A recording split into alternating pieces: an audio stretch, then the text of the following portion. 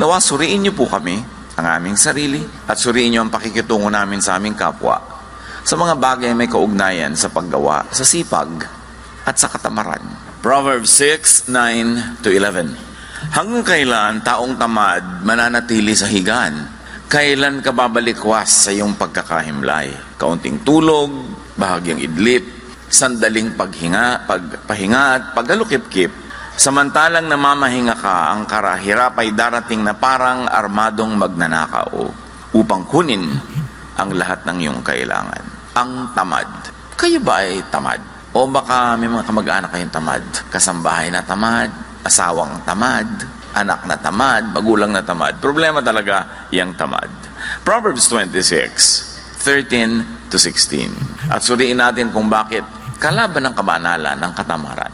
A sluggard says, there's a lion in the road, a fierce lion roaming the streets. Ito ang tamad, marami siyang dahilan. Ayaw lumabas para magtrabaho, puro excuses. As a door turns on its hinges, so a sluggard turns on his head. Kung paano lumalapat ang pinto sa hamba, ang batuga naman ay sa kanyang kama. Alam niyo yung hinges, yung mga hinges ng pinto, ikot lang ng ikot pero walang nararating, nando lang siya lagi. At gano'n daw ang ulo ng isang taong tamad, pabiling-biling lang sa unan, laging nakahiga. Nakalapat siya sa kama. A sluggard buries his head in the dish. He is too lazy to bring it back to his mouth. Noong unang panahon, lalo sa Middle East at maging sa ating bayan, ang pagkain ay salo-salo, yung parang boodle fight. So nakatumpok lang yung pagkain, sama-sama yung rice nila at saka yung mga ulam. Arabic food yan eh. Arabian food yung ganyang style of eating. So yun daw mga tamad, pag inilubog nila yung kamay nila doon sa tumpok ng kanin, hindi na nila maangat pabalik sa kanilang bibig. Nakakatulugan na ganon. In other words, wala silang natatapos. Ayaw nila mahirapan. A sluggard is wiser in his own eyes than 7 people who answer discreetly. At may isa pa na ugali ang mga tamad. They have very strong opinions. Alam nila. Magaling sila at sila ang tama. Magkakambal yan. Yang katamaran at katigasan ng ulo. Ang tamad, yung kayang gawin pero ayaw gawin dahil ayaw gumawa. O kaya kayang gawin ng mas magaling pero hindi ginagalingan para madalian.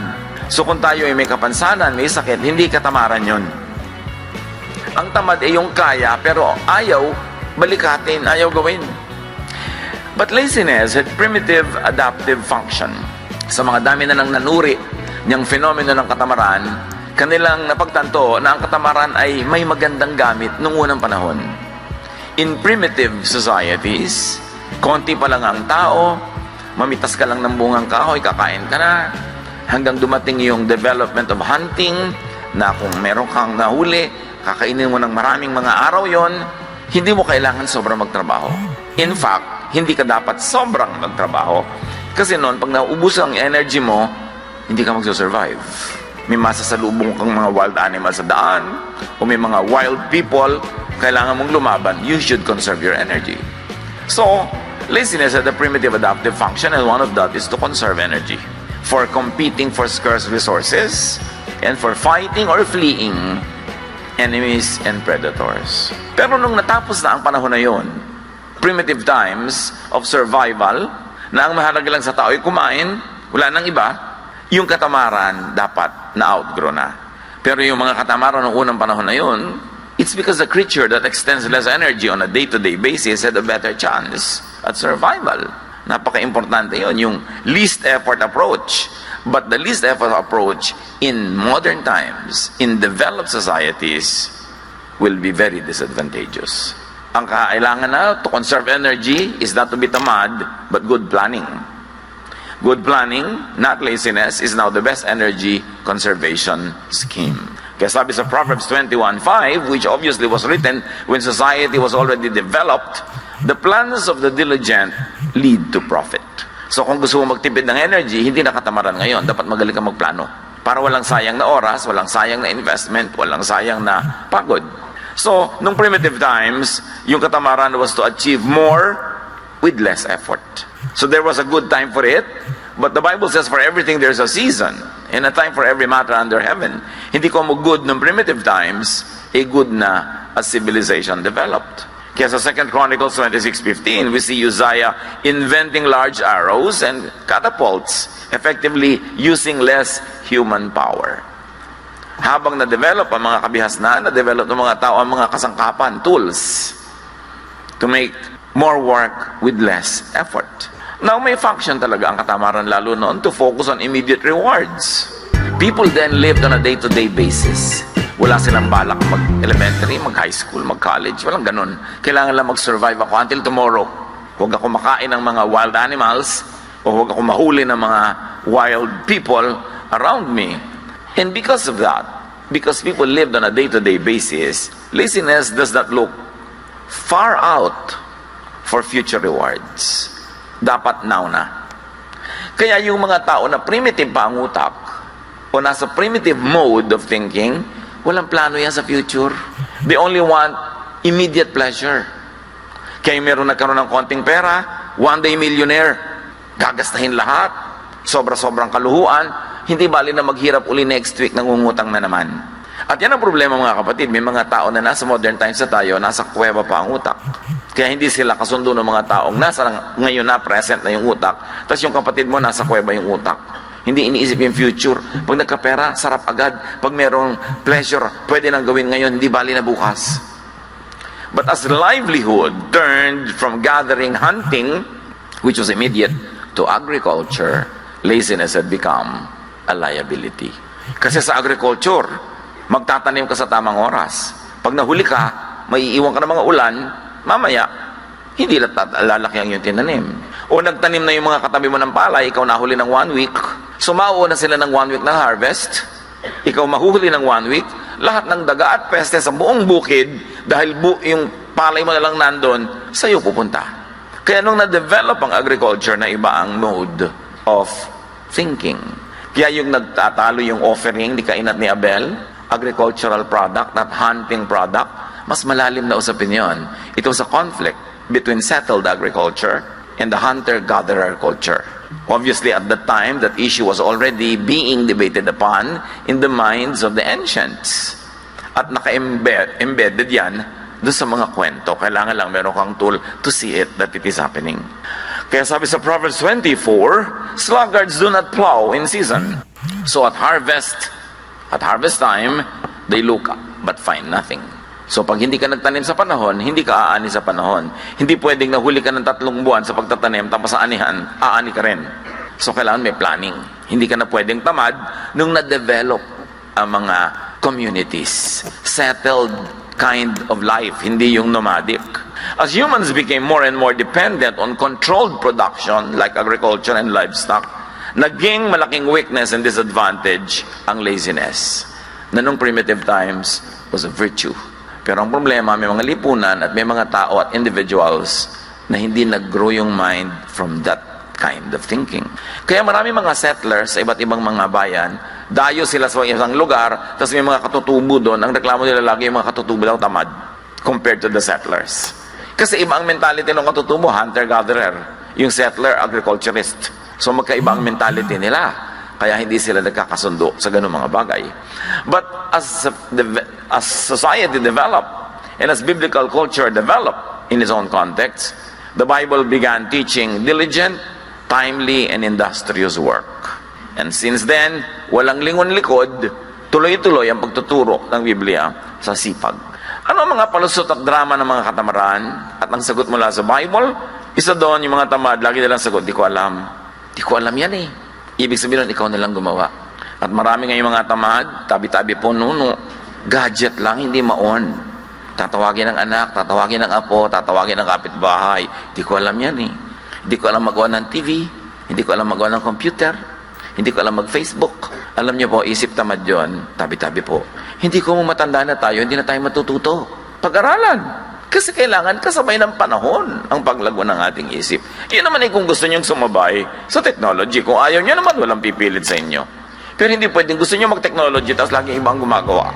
Learn it. Because that kind of mentality is a carryover of a primitive thinking and excuse. So ganyan sa mga gadgets, ganyan sa mga electronics.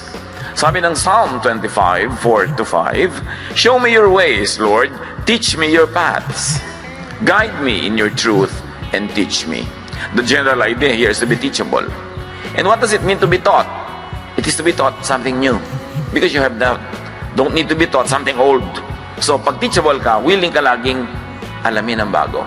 Kaya, ang sabi ng iba, techie is the new sexy. Nung araw na primitive ang society, kailangan mo ng muscle para ipagtanggol ang mga babae sa mga leyon, sa mga tribal war. Sexy daw yung maraming muscle. Pero ngayon, ang sexy guys daw yung magaling sa techie. Yung alam niya mag-photoshop, yung alam niya ganito yun, magpalipat-lipat. Yun na daw ngayon ang kakit-akit na karunungan. Sabi nila, ewan ko sa inyo. 1 Peter 5:8, be alert and of sober mind. Your enemy, the devil, prowls around like a roaring lion looking for someone to devour. And if we may add, in the context of our discussion, to devour with laziness and with ignorance. Maraming paraan ng pag-atake sa atin ng lion. Basta anything that steals from you, that takes away growth or happiness or productivity, trabaho yon nung roaring lion. Proverbs 3:5-6. Trust in the Lord who commands work. Trust in the Lord with all your heart and lean not on your own understanding. In all your ways, submit to Him and He will make your paths straight to prosperity, if we can add. In other words, yung mga teaching na yan sa Bible, may particular truth yan doon sa context na tinuturo niya, pero may universal truth yan that you can apply to other particulars. Basta na-universalize mo muna. At nakikita natin yung universal value of these teachings now being applied to work ethic. Ano pa mga palusot? Drama ng mga tamad. Baka mag-fail, baka tayo mapahiya, wag na lang. Yung laging takot mapahiya, takot mag-fail, isang uri ng katamaran. And because of that fear, you will be imprisoned and you will be in shackles and you will not be able to be free to do what must be done or to do what you could do. Kaya ang sabi ng Ecclesiastes 11:4, whoever watches the wind will not plant. Whoever looks at the clouds will not reap. Pag lagi ka daw natatakot mag-invest, natatakot ka magtanim, natatakot kang may simulan na project dahil baka hindi matuloy, baka sumama ang panahon, baka hindi mangyari ang gusto mo mangyari. Iyan ang mga kahit kailan ay hindi aani. Dapat willing ka na tumaya. You minimize the risks, you maximize the potential of success, but still, you should take risks. Kasali yun. Some people believe that their talents, their abilities and intelligence, or lack of it, are set at birth. Wala na silang ginagawa para i-develop ang sarili nila kasi iniisip nila lahat ng pwede nilang malaman at lahat ng pwede nilang kakayanan ay nung palang isinilang sila yun na at wala nang papalitan. But you know that the Bible always teaches development and growth. So keep changing. People of God, keep growing your mind. Ang tanging kulungan ng tao ay ang kanyang isip. Pag yung isip mo nang sabi, hindi ko kaya, hindi mo nga makakaya. Pag sinabi mong ayoko, hindi mo na nga magagawa. Pagka ayaw mo, yun ang limitation mo. Romans 12:2, do not conform to the pattern of this world, but be transformed by the renewing of your mind. Then you will be able to test and approve what God's will is. His good, pleasing, and perfect will. So kailangan daw, lagi kang willing to change your mind. As they say, only a fool does not change his mind. Willing ka dapat. Hindi yung ayaw mo na magpalit ng isip, ang isip mo sarado, dekandado. What will happen? Yun na lang yun forever. People grow with change, with practice, and with effort. And growth is a primary duty of life. Dapat nag-grow. Parang yung natatandaan ko isang drawing, yung caterpillar at yung kanyang kamag-anak na caterpillar na naging paru-paro na, may pakpak na. Si caterpillar para paring worm. Sabi ni caterpillar kay paru-paro, you changed. Sabi ni paru-paro, we must. Dapat nagmabago. Yung mga kaibigan mo sa baryo nung araw, pag uuwi ka doon, sabi niya, ay, nagbago ka na. Dapat. Alam naman hindi tayo magbago. Ikaw, ayaw mo magbago? Alam niyo, nagsasabi nun yung nagbago ka na, yung hindi siya umasenso, tas ikaw umasenso. So para tabla na lang kayo, gusto niya, huwag ka rin umasenso. Yung, naku, hindi mo na yan ma-reach. Ay, dapat. Kasi kung nare-reach mo pa rin ako, ibig sabihin hindi ako nag-grow. So yung hindi ma-reach na ibig sabihin, iniiwasan kita, umayabang ako, kundi busy talaga ako eh. Kasi marami kong ginagawa. Marami akong inaatupag, marami akong commitment, so hindi mo ako ma-reach kahit kailan na lang gustuhin mo. Pero makakatsyempo ka rin na ma-reach mo ako. Pero may problema tayo kung kahit kailan kita gusto ma-reach, available ka. Ibig sabihin, wala kang ginagawa. Hindi po kasiraan yung hindi ka na ma-rich. Tiyempo-tiyempo lang yan para ma-rich. But an achiever, an active person, a fruitful person, mahirap talaga laging makaladkad yan. Kasi may mga kaabalahan. Pero hindi tayo dapat nagdadrama na hindi ka na ma-rich, nagbago ka na. Sabi nga nung paro-paro, we must. We cannot remain caterpillars. We must grow wings and fly because we are butterflies. Meron pang isang palusot, I can't. Di ko kaya yan. Natinig niyo ba yung katang, di ko kaya, di ko kaya, di ko kaya. Pag sinabi mo na sinabi yun, talagang hindi mo na nga kakayanin kasi nagpasya ka na di ko kaya. Laziness often comes from neurotic fear. Sa takot, abnormal takot na mabigo, na masaktan, na malugi, ayaw na lang. Namimili yung between the classical fear na flight or fight. Pagka man natakot ka, anong gagawin mo? Tatakas o lalaban? So maraming tamad, tumatakas na lang kaysa lumaban. But of course, in wise life every day, you must choose if it's better and more beneficial to just fly away rather than fight. Pero sa mga challenges sa buhay, yung mga gusto mo ma-achieve, pagka lagi ka lang tumatakas, wala kang wagi. Matthew 25:25, sabi noong lazy servant na binigyan ng mga puhunan na hindi niya ipinamuhunan at itinago lang niya sa lupa, I was afraid and went out and hid your gold in the ground. See, here is what belongs to you. Yan yung parable of the talents. Nagbigay yung Diyos ng talent or puhunan sa tatlong iba't ibang tao.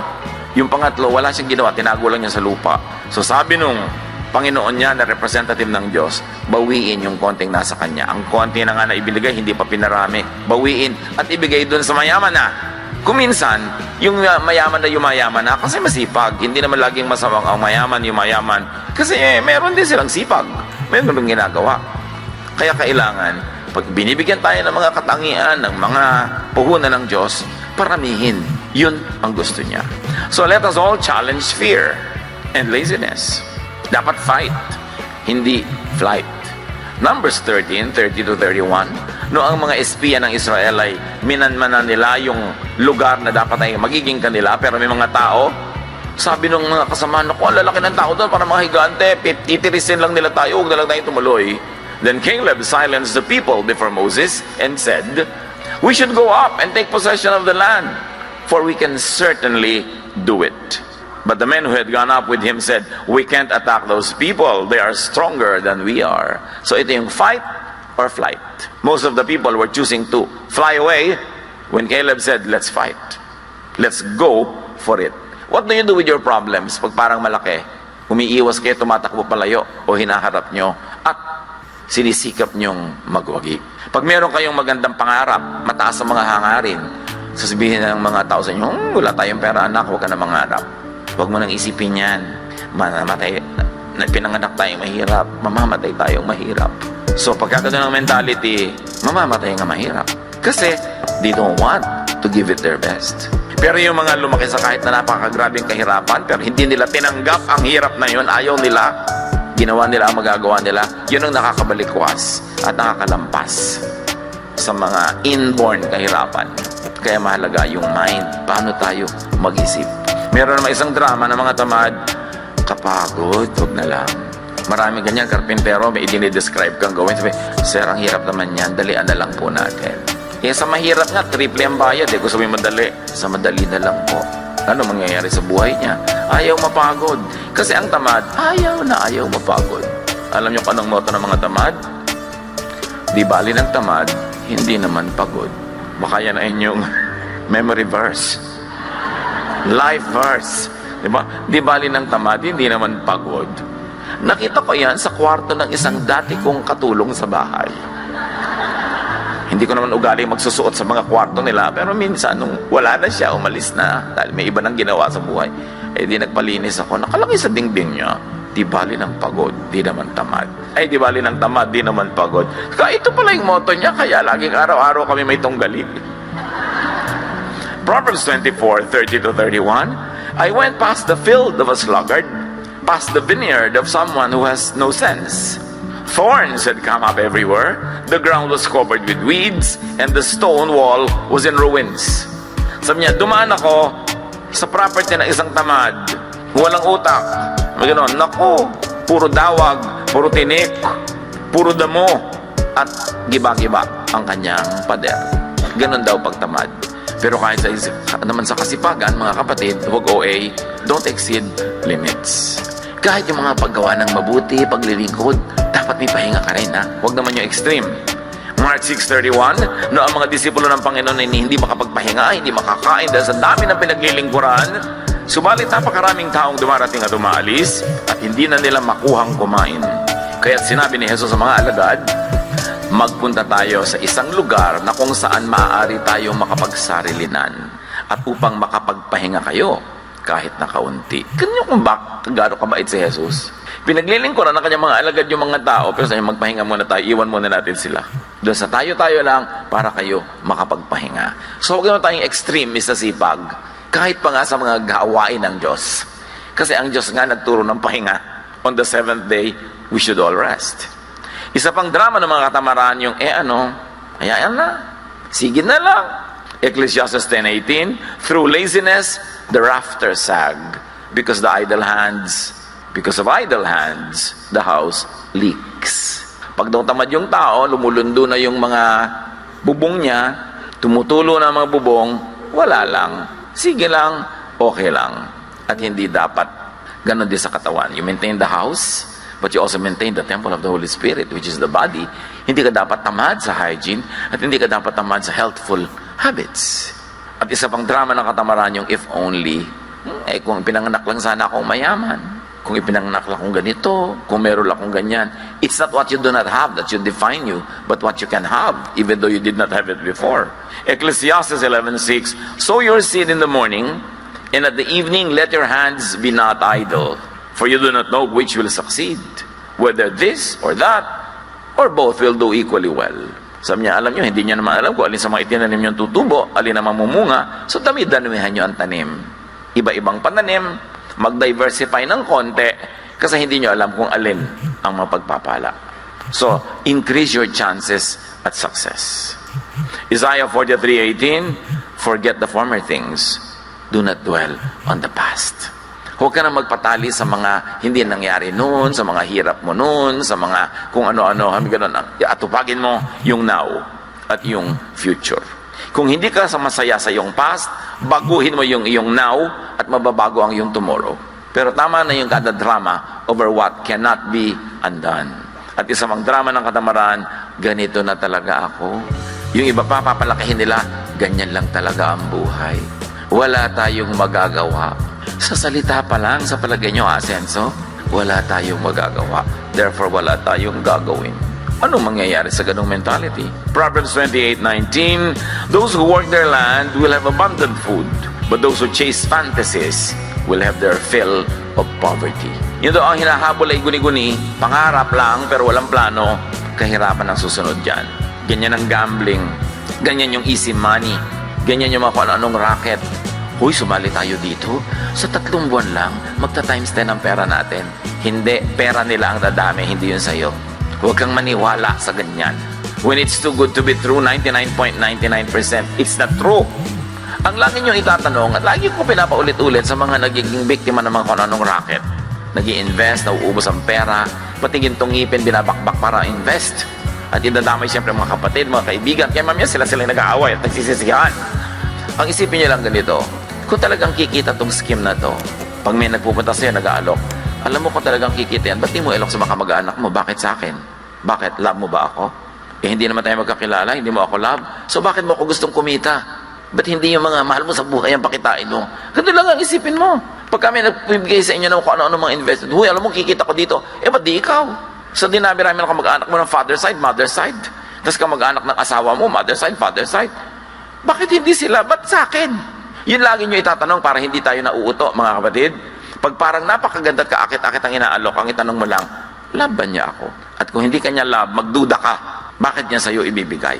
So yan daw mga fantasy ang hinahabol, yan ang sumasadsad sa pagdarahop. Kasi hindi plano ang kanilang scheme para makaon sa buhay, kundi pangarap at guni-guni.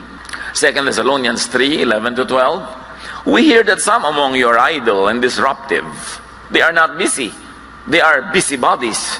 Such people we command and urge in the Lord Jesus Christ to settle down and earn the food they eat. Ang linaw ng itinuturo sa very young church.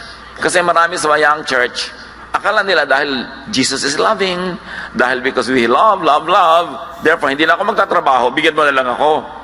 Therefore, may sakit ako, ipagamot mo ako. Therefore, nangangailangan ako, ibigay mo na ibigay. Ang daming abusadong Christian. Kasi akala nila, ganun ang ibig sabihin ng God's love. Kaya marami sa mga churches, pagka medyo may kaya ka, tapos may sister, diba? Mag-isip-isip ka, diba? Kabala ka na niya utangan next week.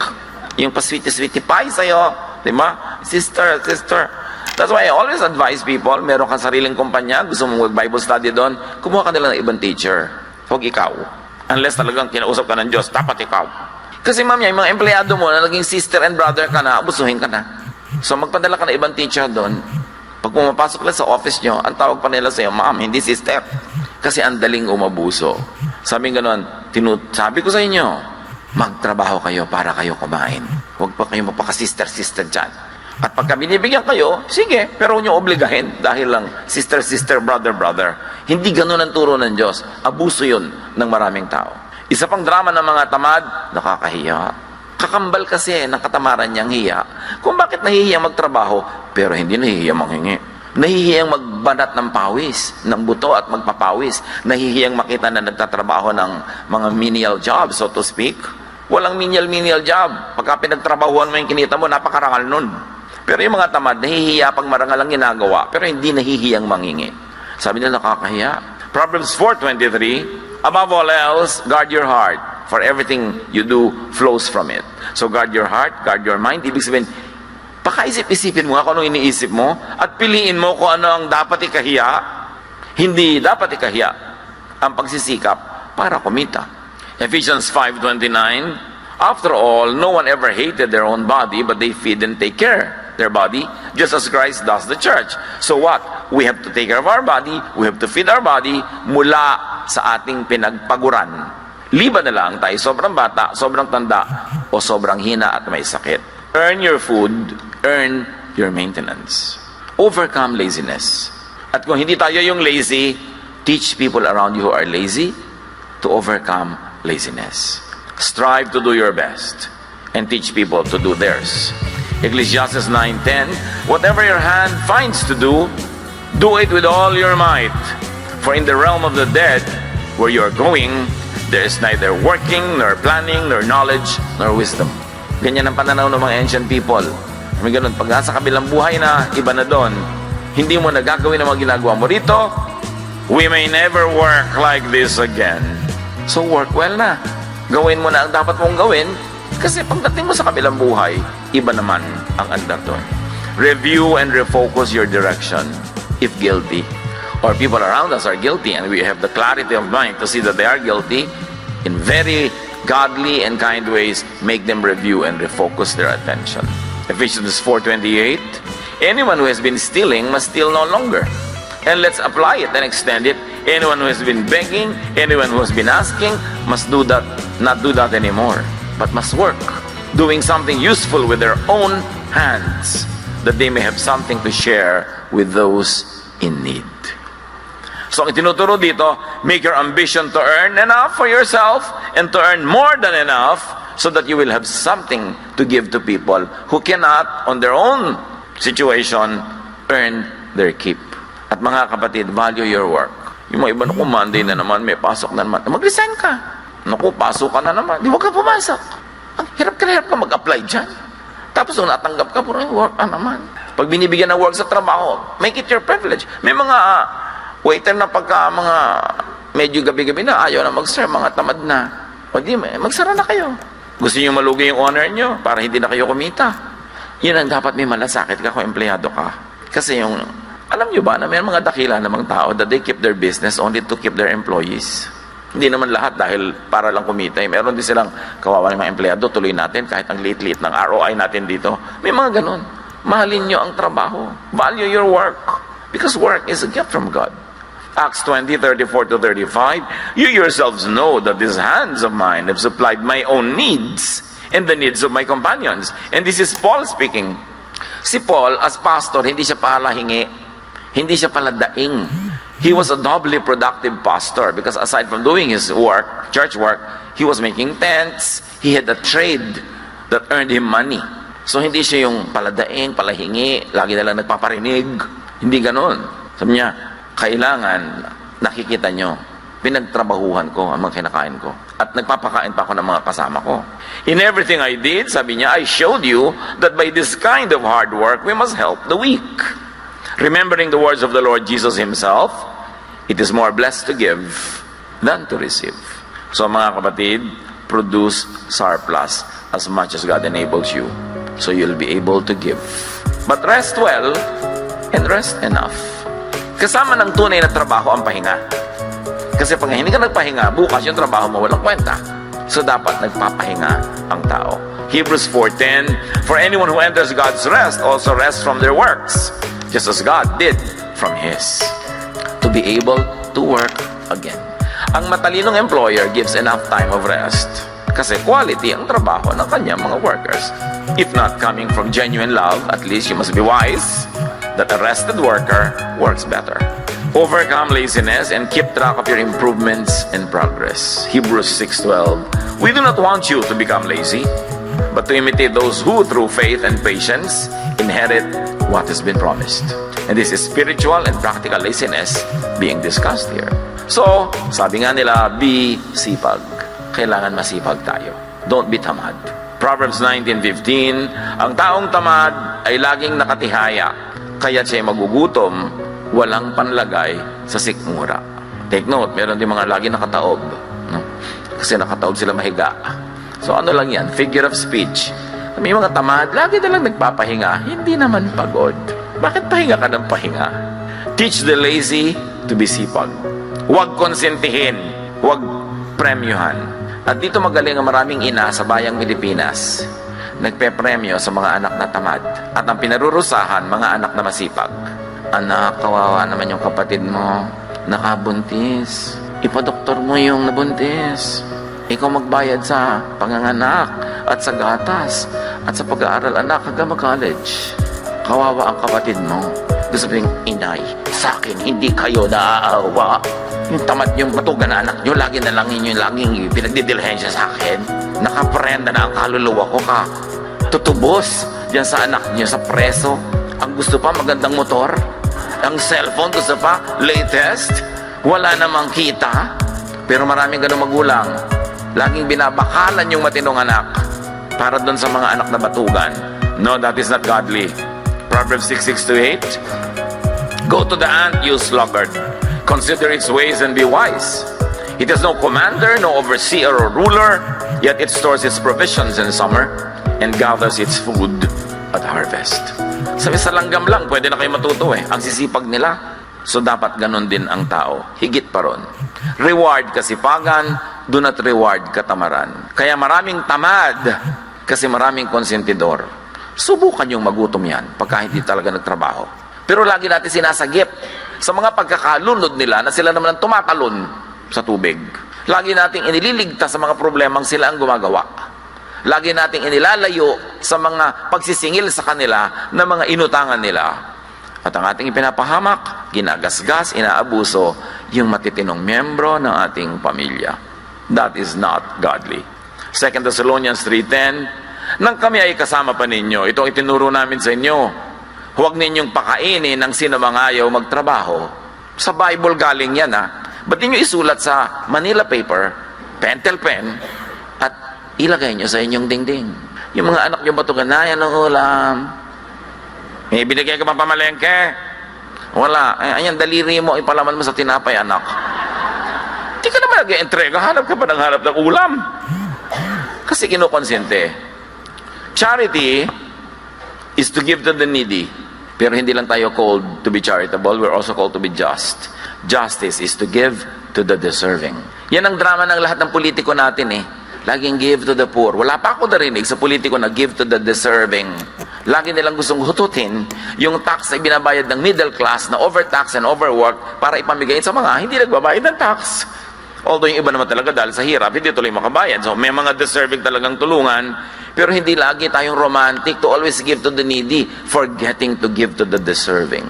Sa mga anak ninyo, mga kamag-anak ninyo, mga empleyado nyo, yung deserving, huwag niyong pabayaan. Although, meron pa rin tayo, syempre, charities, we give to the needy who cannot, on their own power and energy, feed themselves. Because they are too young, too old, or too sick.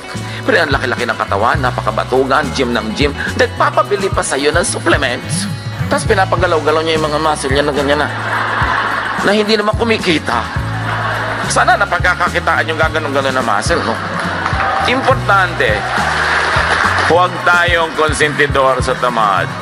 Huwag tayong extremely charitable that we forget to be just. Ecclesiastes 7:18, whoever fears God will avoid all extremes. Father, teach us to be balanced in our thinking sa pagbibigay namin sa needy at sa worthy. Sa aming pagkita at paggastos, maging balanse ang aming isip at lagi namin pahalagahan ang sipag. Tumulong kami sa tunay na nangangailangan at hindi kayang tulungan ng mga sarili nila, pero turuan mo kami, Lord. Magturo din ng disiplina sa mga tatamad-tamad lang, kaya walang makain. Teach us. Pagbulay-bulayan natin mga kapatid ang application nito sa ating mga pamilya and workplaces. Yes. Yes. Yes.